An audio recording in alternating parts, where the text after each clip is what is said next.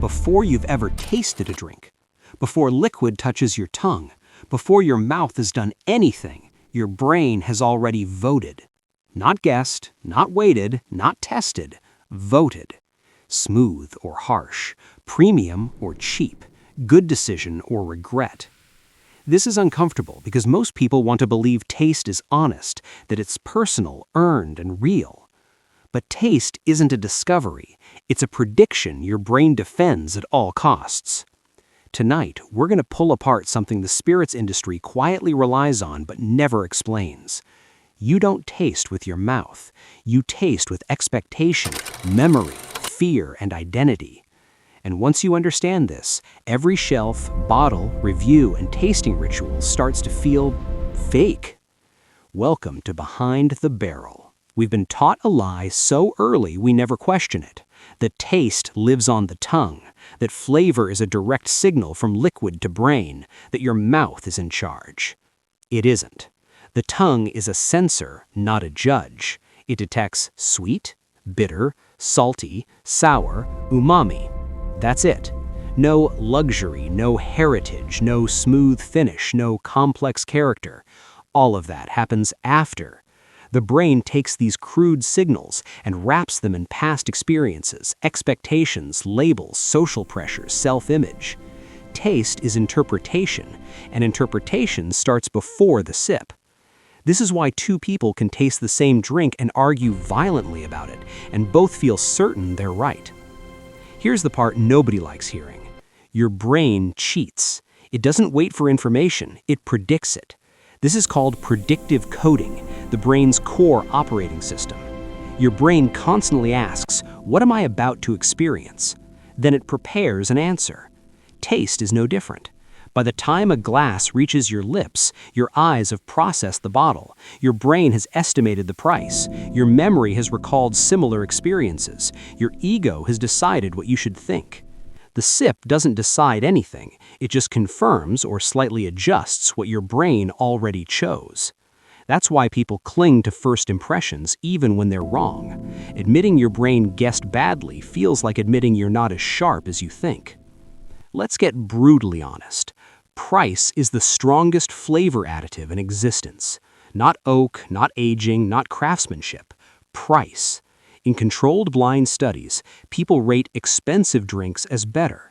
Pleasure centers light up more. Bitterness is reframed as depth. Flaws become character. Same liquid, different price tag. The brain releases dopamine before the sip because it expects reward. Your mouth doesn't stand a chance. This is why people defend overpriced bottles emotionally. They didn't just buy a drink, they bought a belief. Admitting it doesn't taste special would mean admitting they were manipulated, their judgment failed, status influenced perception. That's a hard pill to swallow, harder than the drink itself. Let's talk about shelves. Those back bar displays aren't storage, they're architecture of authority. Your brain reads shelves instantly. Height equals importance. Symmetry equals quality. Lighting equals legitimacy. Density equals trustworthiness. This is why bars spend so much on lighting. This is why some bottles are tall for no reason. This is why darker glass feels serious. And here's a detail most people never notice. Some bottles are heavier on purpose. Not for protection, not for tradition, because weight equals value in the brain. You don't taste the drink first, you feel it in your hand, and your brain says, this matters. People obsess over first sips. They shouldn't. Your first sip is expectation colliding with reality, ego bracing for judgment, social awareness peaking. It's the least honest moment. Your brain is asking, do I like this? Do others like this? Should I like this? What does liking this say about me? That mental noise overwhelms sensation. That's why people hesitate, why they pause, why they nod before they speak. They're not tasting, they're deciding what story to tell. Here's where things get unsettling. Language doesn't describe taste, it creates it. Tell someone, look for hints of caramel and smoke, and their brain hunts for those notes like a mission. Not because they're present, because the brain hates uncertainty.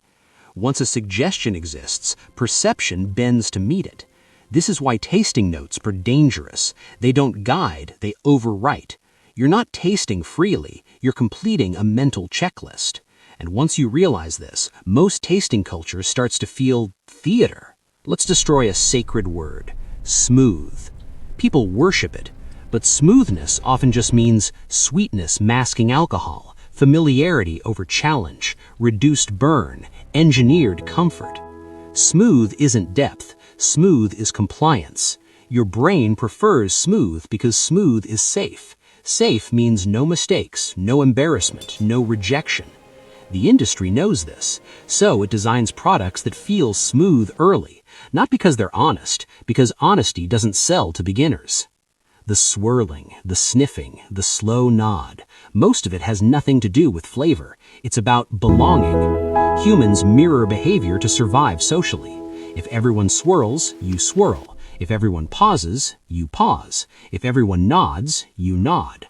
Taste becomes a group agreement. This doesn't make people stupid, it makes them human. But pretending it's pure is the lie. Ever notice how drinks taste better in memory? That's because memory doesn't store experiences, it reconstructs them.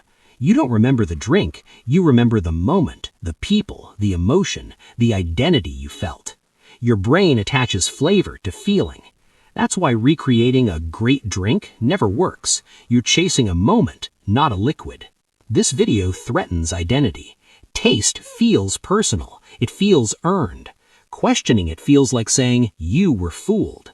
So expect resistance, defensiveness, dismissal, mockery. That's not disagreement, that's cognitive dissonance.